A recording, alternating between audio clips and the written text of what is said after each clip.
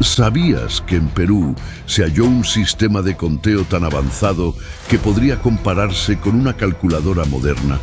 Descubierta en 1869 en la cordillera de los Andes, hoy se conoce como la Yupana Inca, un dispositivo matemático capaz de realizar cálculos con una precisión sorprendente.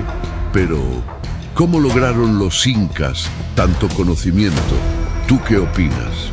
En 1963, un hombre en Capadocia, Turquía, estaba remodelando su casa.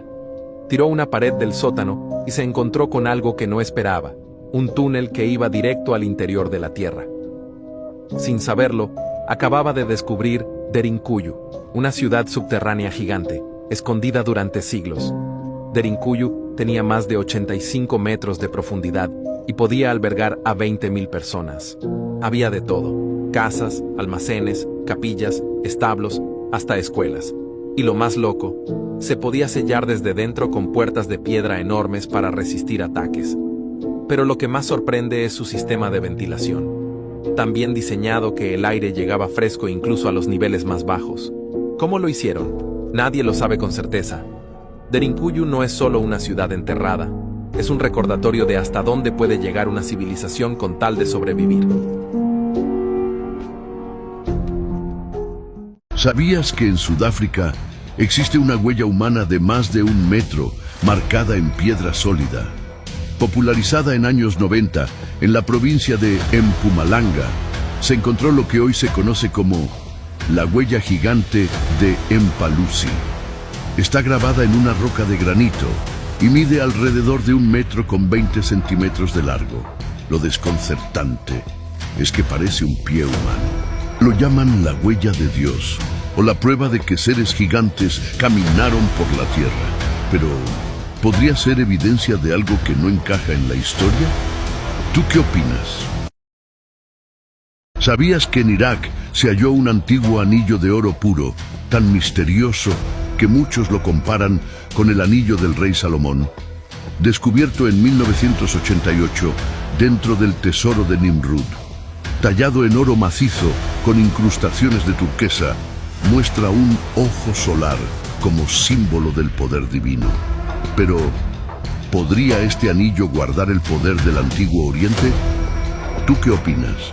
Imagina una piedra de casi 24 toneladas que guarda los secretos del tiempo. Es la piedra del sol, mejor conocida como el calendario azteca. El calendario azteca es uno de los tesoros más emblemáticos de la cultura mexica. Tallada en basalto hace más de 500 años, esta monumental escultura de casi 24 toneladas representa la cosmovisión de los aztecas. En su centro aparece el rostro del dios Tonatiuh, el sol, rodeado de símbolos que cuentan las eras del universo y la eterna lucha entre los dioses y los hombres. No era un calendario común, sino una guía astronómica sagrada y compleja, que marcaba el tiempo, los días, los rituales y el destino mismo de los mexicas y la relación del hombre con los dioses. Esta joya se encuentra en el Museo Nacional de Antropología, como un poderoso símbolo de identidad y de la grandeza del conocimiento ancestral. ¿Sabías que en Estados Unidos se encontró una huella humana de sandalia en una roca de más de 500 millones de años? Se dice que en 1968, en Utah, se descubrió lo que hoy se conoce como las huellas de Meister. Lo más impactante es que en una de ellas apareció un trilobite, un animal extinto hace cientos de millones de años.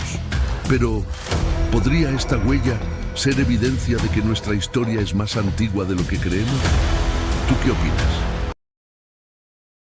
¿Sabías que en Turquía se encontró un pequeño objeto con forma que se asemeja a un cohete con un piloto en su interior? Descubierta en 1973, lo llaman el hombre del cohete de Estambul, pero su forma, su detalle y el misterio que lo rodea siguen sin explicación. Pero, ¿podría representar conocimiento antiguo o una falsificación? ¿Tú qué opinas? ¿Sabías que en España se halló un tesoro de oro tan antiguo que aún nadie sabe a quién perteneció? Descubierto en 1958 en una colina de Sevilla, hoy es conocida como el carambolo. Brazaletes, collares y placas rituales labradas con una precisión sorprendente. Pero, ¿podrían estas joyas pertenecer a una civilización desconocida? ¿Tú qué opinas? Una sola decisión cambió el destino de millones, y fue tomada en una sala secreta del Vaticano, año 1493. Mientras Europa se desangraba entre guerras y peste, un grupo de cardenales y juristas se reunió bajo órdenes del Papa Alejandro VI. Su misión, decidir qué hacer con las nuevas tierras descubiertas por Cristóbal Colón. Pero lo que parecía una simple reunión diplomática, se convirtió en el acto de apropiación más grande de la historia. En aquella sala, iluminada apenas por velas, se firmó la bula papal Inter Caetera, un documento que dividía el continente americano entre España y Portugal, como si fuera propiedad privada del Vaticano. Ninguno de los presentes había pisado esas tierras, ni conocía a sus habitantes. Pero en un solo trazo de pluma, millones de seres humanos fueron despojados de su libertad, su cultura y su identidad. La decisión fue presentada como voluntad divina. El texto oficial declaraba que los pueblos indígenas no tenían alma y por lo tanto podían ser esclavizados, convertidos o exterminados sin pecado. Con esa frase, el Vaticano legalizó 5 siglos de genocidio, colonización y saqueo. Cada conquista, cada masacre, cada templo destruido fue respaldado por la autoridad de Dios. Hernán Cortés, Francisco Pizarro y cientos de conquistadores marcharon al continente con una copia del documento bendecida por el Papa. Y mientras el oro y la plata fluían hacia Roma, los pueblos originarios eran reducidos a cenizas. Las catedrales de Europa se levantaron sobre el sufrimiento de civilizaciones enteras. 40 años después, otro papa intentó revertir el daño con una nueva bula, Sublimis Deus, que reconocía que los indígenas sí tenían alma, pero era demasiado tarde. Decenas de millones ya habían muerto, y el imperio espiritual del Vaticano se había fortalecido como nunca. Una sola firma, una sola decisión. El documento aún se conserva en los archivos secretos del Vaticano, protegido del público. La Iglesia lo llama un vestigio del pasado, pero para millones de descendientes de aquellos pueblos sigue siendo la sentencia que justificó su exterminio. Una decisión tomada en nombre de Dios para legitimar la ambición humana. Si te gusta esta clase de historias, síguenos para más.